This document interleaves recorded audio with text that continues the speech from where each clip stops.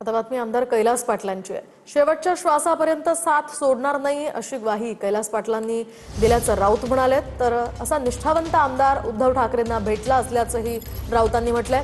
शिवसैनिक समाधान पाटीलची हत्या शिंदेंच्या लोकांनी केली असंही राऊत म्हणाले। तर आज हा खासदार मारेकऱ्यांच्या गोटात जाऊन बसलाय असंही राऊतांनी म्हटलंय। पाटील यांनी सांगितलेलं आहे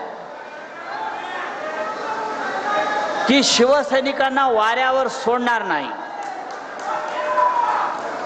कैलास पाटील यांनी सांगितलेलं आहे शेवटच्या श्वासापर्यंत उद्धव ठाकरे साहेबांची साथ सोडणार नाही।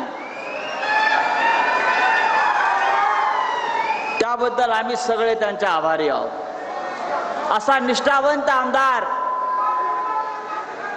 शिवसेनेला आणि उद्धव साहेबांना मिळालेला।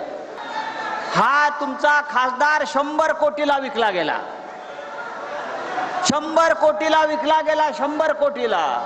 7 मे 2024 ला समाधान पाटील 7 मे 2024 ला भूम तालुक्यातल्या पाटसांगवी गावातला शिवसैनिक समाधान पाटीलची हत्या झाली।